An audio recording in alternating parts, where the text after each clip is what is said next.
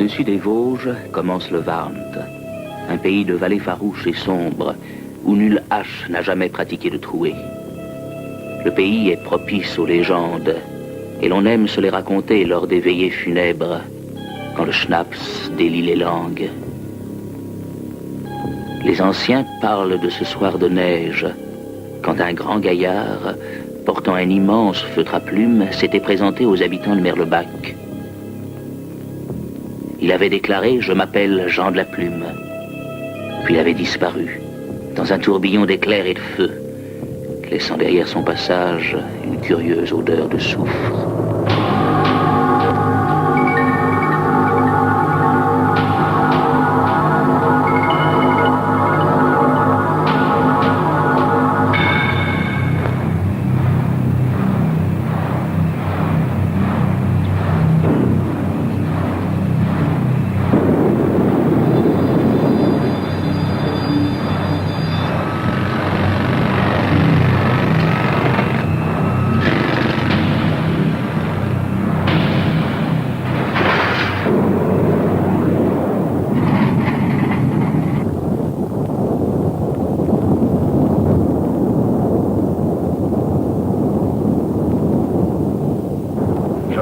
Elle était devenue malade jusqu'à sa mort. Elle a eu des crises tous les jours. Et puis on appelait le docteur. Le docteur, il faisait ce qu'il pouvait, puis c'est tout. Hein, mais il ne savait pas ce que c'était. D'ailleurs, au mois de septembre, elle est morte. Et après, il y avait une femme qui est venue, elle a demandé à ma mère si elle n'a rien remarqué. Ma mère, sur le coup, elle ne savait pas, puis tout d'un coup, elle lui a demandé si elle devrait regarder dans les oreillers. Ma mère, elle a ouvert, et elle a trouvé un oiseau formé complètement. Mais c'était trop tard, ma soeur était déjà morte. Il y avait des autres femmes qui sont venues aussi, qui lui ont demandé des conseils, et puis ma mère, elle est venue, elle est allée voir chez eux, et puis ils ont trouvé aussi des oiseaux à moitié formés dans les oreillers. Je vais vous faire voir.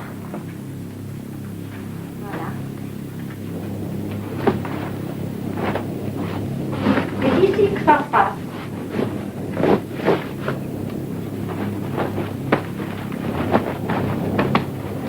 Mon frère, la nuit, il dormait pas. La journée, il dormait comme un loir. La nuit, dès qu'on le mettait au lit, il braillait comme tout. Bon, ma mère a trouvé ça quand même bizarre, hein, sous le coup. Hein. Et bon, on avait un voisin qui était un curé. Et ma mère en a parlé à ce curé. Et elle lui a expliqué le truc. Le curé lui a dit, bon, il faudrait regarder dans le lit. Ma mère, effectivement, a regardé dans le lit, puis on a trouvé un truc fait en plume.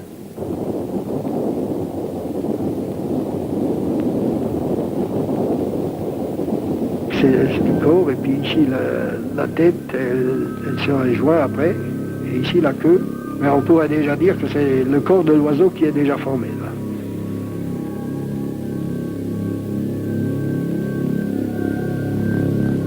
C'est malheureux de constater qu'il y a beaucoup trop de gens qui se trouvent au cimetière parce que rien n'a été fait. Et en général, comme là, regardez, c'est impensable.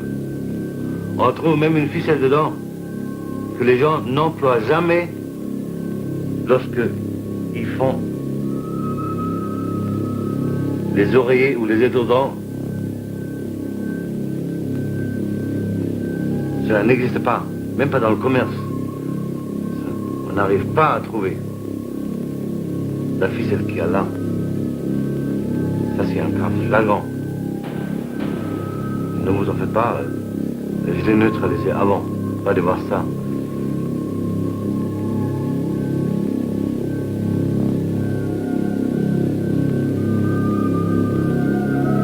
C'est impensable.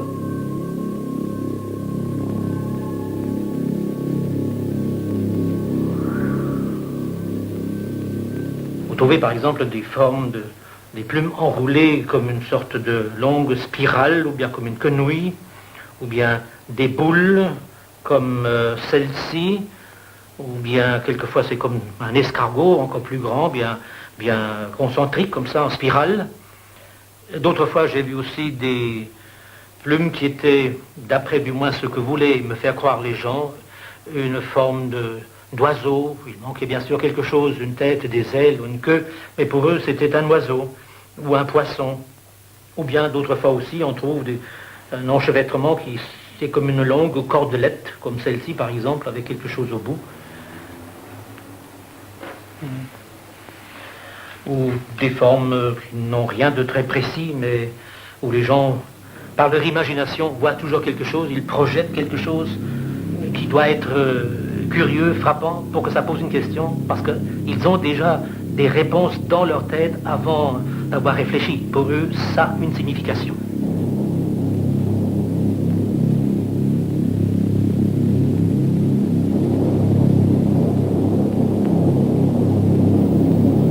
Tout a commencé le lendemain de la Seconde Guerre mondiale, en 1949, dans la petite ville minière de Merlebach.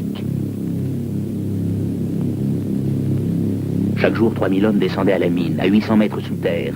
Le travail ne manquait pas, il fallait reconstruire et extraire toujours plus de charbon.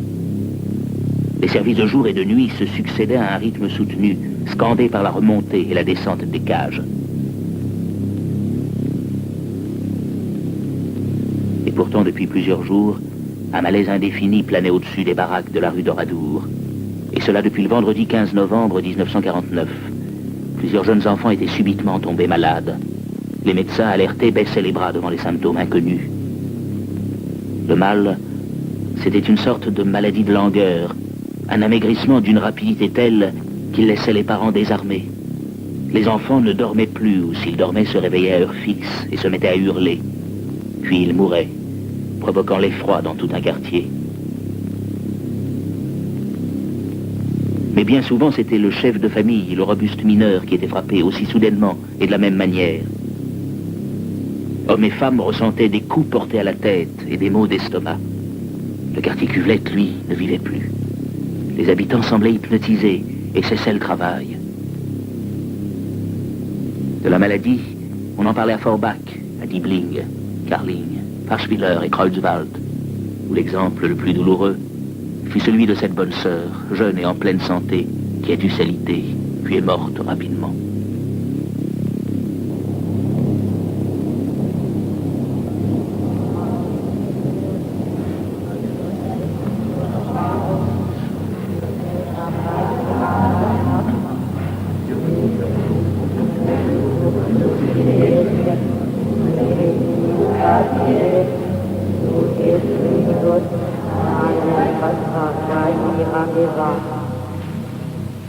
Chez moi, ça se passait comme ceci. Il est arrivé un moment donné où je ne dormais pas des nuits. Par la suite, ce sont les enfants qui ont été perturbés. Ils entendaient des bruits dans les greniers, des pas, des coups de canne. Forcément, bon, on inspecte les greniers, rien, pas d'ouverture, pas de traces, rien.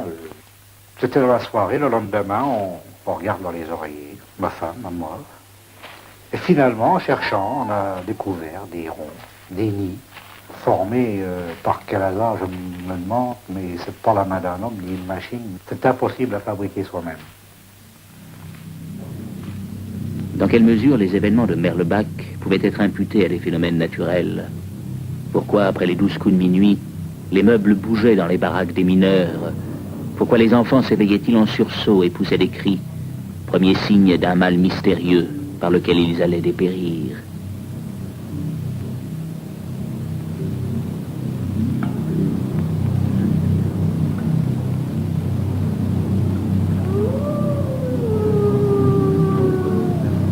On a découvert une construction, on ne peut pas l'appeler autrement, faite de plumes, uniquement de plumes, ayant la forme d'un poisson de 20 à 25 cm de long. Le tout était noué d'un fil rouge et de cheveux de femme. C'est un amas inextricable. D'ailleurs, on a essayé de séparer toutes ces plumes, rien à faire. Et bien sûr, comme les histoires de plumes étaient très très connues dans le coin, tout de suite, bien sûr, on va mettre ça au feu, ce qui a été fait. Il se trouve que dans la cuisinière, le lendemain matin, l'objet qui aurait dû brûler durant la nuit était intact.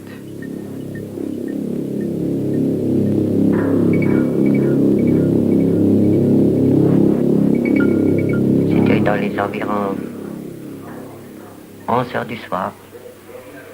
D'abord, on racontait, on rigolait encore un peu, puis elle fermait la lumière. d'un coup, la fenêtre s'ouvre, tout grande. Hein. Et il y avait comme un vent glacial. Et à l'allée de la fenêtre, à mon lit, c'était peut-être large comme ça. Et dans cette allée, il y avait un homme. Avec une pèlerine noire, un chapeau noir. Et qui respirait sur moi. Il se penchait sur moi et sur le gosse. Et il ne respirait pas. Il faisait... Hein. Et c'était atroce. Puis j'ai commencé à prier. J'ai fait 3 prières. Hein. Et tout à coup, ma sœur se réveille, se lève et met la lumière. Et ça a disparu.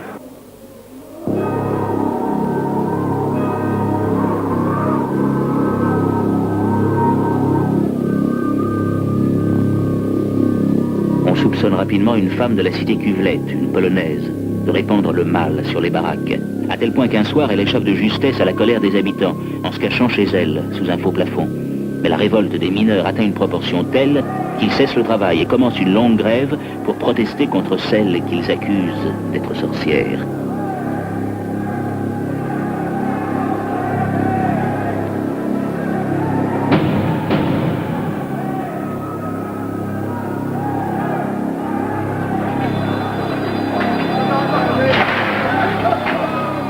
Le commissaire de l'époque, qui avait pensé au départ à un problème de logement parce qu'on logeait 2 familles dans ces baraques, devait bien se rendre compte que même après le départ de la polonaise, le mal s'étendait à d'autres cités, puis à d'autres villages encore.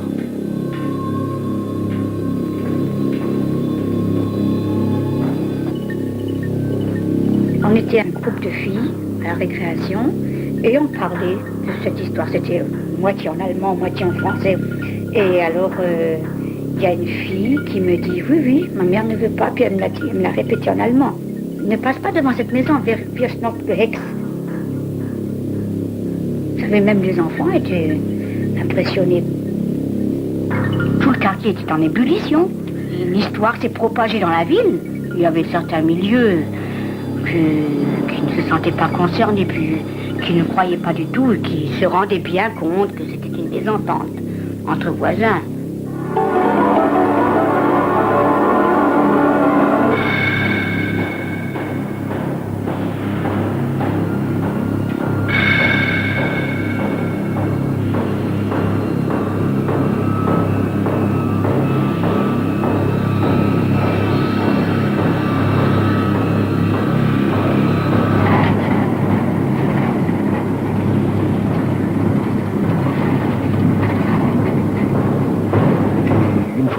Ma mère, elle avait jeté un oiseau comme ça, à moitié formé, dans le feu. Hein, et quelques jours après, ils ont trouvé une femme qui avait la main complètement en bandeau. Et puis ils ont demandé à la femme ce qui lui est arrivé. Elle a dit qu'elle s'était brûlée. Alors les autres, ils savaient que c'était elle. Il y avait toutes les ménagères, ils la poursuivaient. Je ne sais pas s'ils l'auraient tuée, hein, mais il fallait qu'elle parte.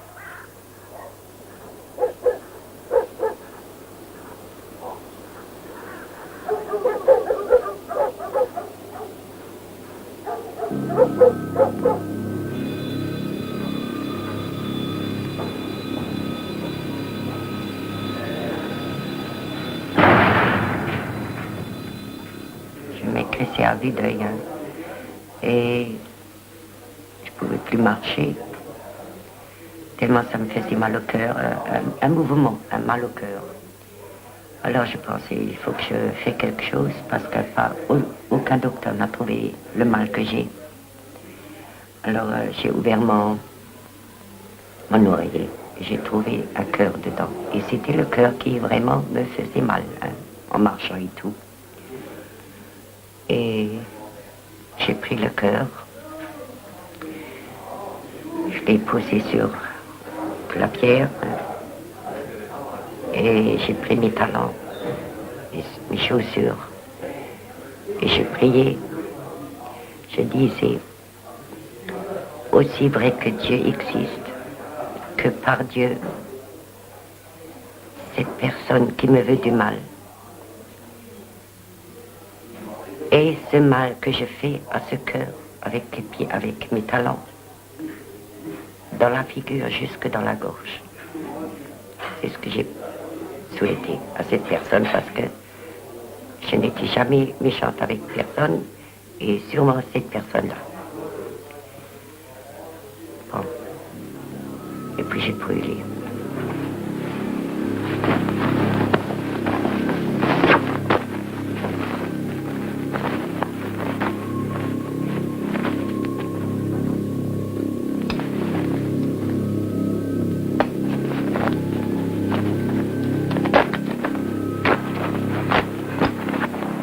Mais le soir, quand je me suis couchée, ça je vous ai pas dit, hein, le soir quand je me suis couchée, aussitôt que j'ai éteint la lumière, j'ai senti sur mon buste quelque chose de lourd qui respirait sur moi et qui me prenait toute la vie. Je ne pouvais pas me remuer. Ça restait jusqu'à ce que le matin, ça faisait clair, ça partait. Et à 10 heures, vers 10 heures du matin, la porte s'ouvre. Et la personne rentre. Elle avait la figure pleine de traces, comme des coups de couteau, parce que moi j'avais au talon des petits trucs en acier. Elle avait des traces de ces marques plein dans la figure. Et dans la bouche, elle avait rien que des trucs gros comme ça, sur la langue, jusque derrière. Une autre personne en serait morte.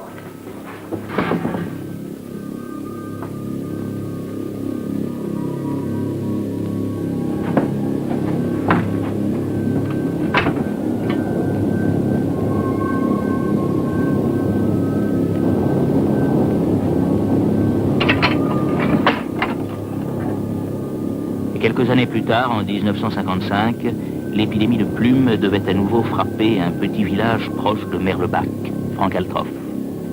Jean Willenborg, journaliste de l'époque, se rappelle bien l'histoire. Bon, ce qui était très curieux, c'est qu'on voyait certaines nuits le diable venir dans son grenier, ça faisait un tatamar formidable, il était réveillé en pleine nuit, ainsi que sa fillette. Elles allaient dans le grenier et s'apercevaient que les bruits, le diable avait disparu, les bruits avaient cessé, mais par contre, tout d'un coup, il y avait un cri qui était poussé, qui était absolument anormal. On entendait « Oyez, oyez, oyez !» Et l'on ne tarde pas à découvrir 9 étranges fleurs de plume, des fleurs du mal, avec au milieu un oiseau inachevé auquel il manque la queue. Un oiseau de mort, dira-t-on plus tard.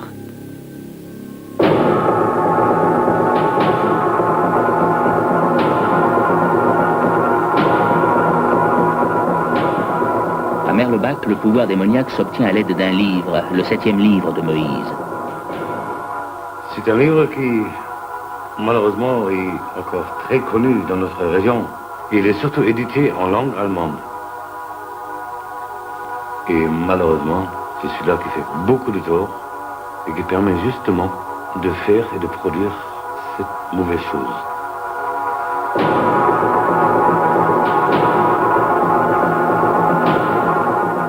Et c'est mené par Jean de la Plume que les sorcières se rendent au sabbat durant la nuit de Walpurgis.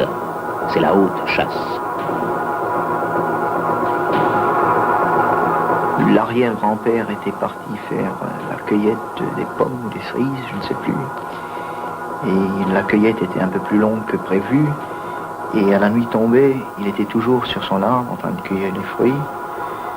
Et les enfants jouaient au bas de l'arbre et tout à coup, on aurait vu arriver un cortège assez mystérieux dans lequel se trouvaient les hommes et les femmes, donc sorciers et sorcières, et qui chantaient. On parle aussi des âmes qui se métamorphosent sous forme de duvet de plumes, dit-on, et qui se glissent dans les édredons des dormeurs durant la nuit. C'est pendant le sommeil que tout se passe, que les plumes s'agglutinent et se forment.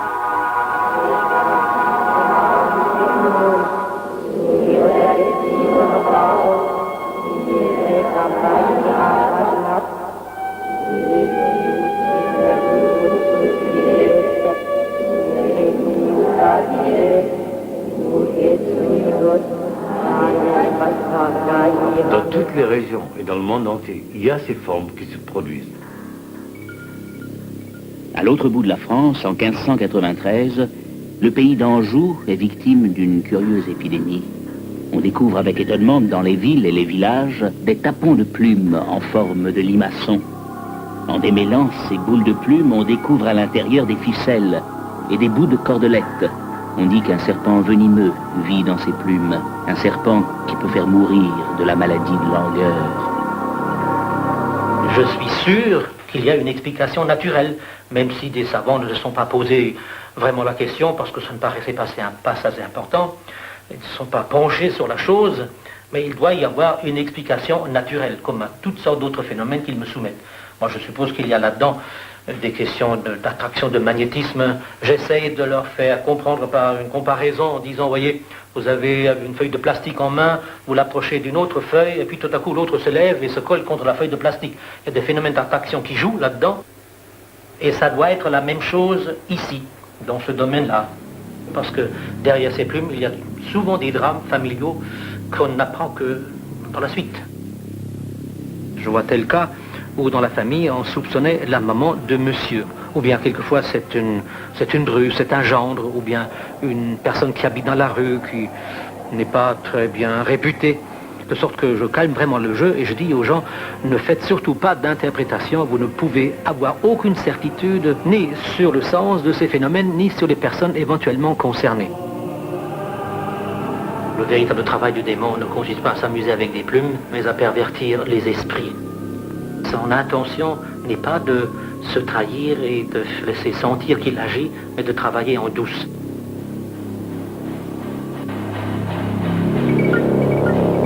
Et curieusement, le rapport de l'Académie de Stanislas, établi en 1948 à Nancy, est beaucoup moins catégorique.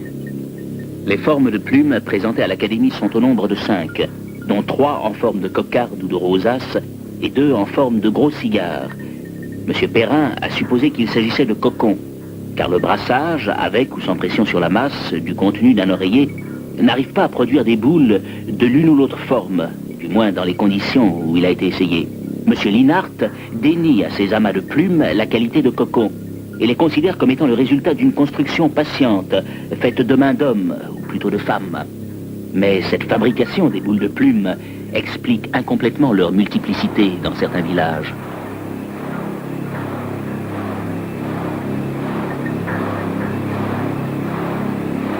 Quelle réponse offrir au mystère des formes de plumes de Merlebac?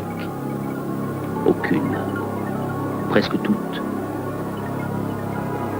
Il est dit que l'oiseau figure le plus souvent l'âme s'échappant du corps, les plumes participant directement à cet envol.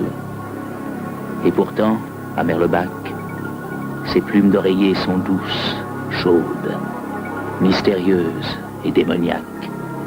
Elles forment des rosaces, des fleurs, des oiseaux de mort, des oiseaux sans tête, des âmes prisonnières, enchevêtrées, emmêlées, nouées sous l'influence de sorciers et sorcières.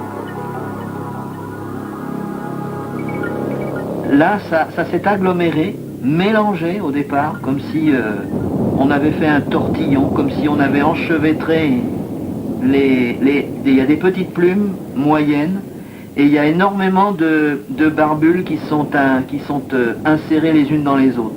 Bon, là, je suis en train de défaire. Toutes ces barbules, elles sont imbriquées, et encore, au centre, un morceau de tuyau, c'est-à-dire une plume plus épaisse, avec un morceau de tuyau qui, je crois, enfin, a permis de l'assemblage au départ de toutes ces plumes. C'est pratiquement incroyable, on ne peut pas arracher ça. De l'autre côté aussi, ces plumes sont tissées, absolument tissées. C'est incroyable, on ne pourra pas défaire ça tellement c'est tenace. Elles sont imbriquées, elles sont nouées les unes dans les autres, les unes avec les autres.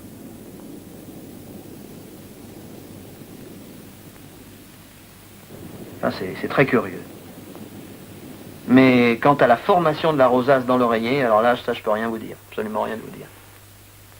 Et ce qui est assez curieux, c'est que le docteur Ferdière a connu ces phénomènes à l'autre bout de la France. Je me suis aperçu en entrant dans la maison, quand j'ai prise, qu'il y avait des restes de calcination dans toutes les cheminées. Ça nous a intrigués. Alors j'ai interrogé la femme de ménage qu'elle avait conservé, des propriétaires antérieurs. Elle m'a dit, ah ben c'est parce que vous comprenez, avant, madame a fait un exorcisme. J'ai dit, un exorcisme? Oui. On a pris des plumes, on les dans les oreillers, on les a mis dans les cheminées, puis nous les avons brûlées. Et il y a des prêtres qui sont venus, qui ont récité des prières, et qui en faisant des grands signes de croix un peu partout. Je me suis dit, tiens, ça m'a intéressé, les plumes. Alors j'ai interrogé les gens autour de moi. Puis il y en a un jour qui m'a dit, mais vous savez, vous en avez au musée basque. Il y en a des plumes au musée basque, pourquoi n'y allez-vous pas? Alors je suis allé au directeur, j'ai dit, monsieur le directeur, on m'a dit que vous aviez des plumes. Il m'a dit, ah oui, le docteur. C'est des plumes que vous avez depuis longtemps. Oh non, c'est un don qui nous a été fait il y a quelques années. Vous auriez bien me les montrer, ça m'intéresse beaucoup. Il m'a dit, oh docteur, je vous en prie, ne me demandez pas ça. Je dis, mais pourquoi? Ça m'intéresse. Oh écoutez, la dernière fois que je vous les ai montrés, quelqu'un comme vous, de passage, là, il m'est arrivé une triste histoire. Il les a pris, j'ai ouvert le tiroir, il les a touchés, et il a eu un infarctus dans la nuit. Il est vrai que l'intouchable duvet est toujours conservé au musée basque de Bayonne. Il porte le numéro 598A. Il est dit de lui, coussinet maléfique. Tandis qu'à Paris, au musée des Arts et Traditions Populaires, sont également conservés 3 curieux objets. Ils ont été apportés jusqu'ici par un libraire de Bordeaux, qui les collectionnait par curiosité. Mais quand ce fut le début d'une longue série d'accidents et d'échecs, le libraire s'en débarrassa bien vite et les expédia au musée. Là, dans une salle de réserve, à l'écart des autres pièces de collection, on les garde dans leur boîte d'origine et on ne les expose pas. Car en effet, rares sont ceux qui ont le courage de venir jusque dans cette pièce et d'examiner sans appréhension ces 3 formes de plumes.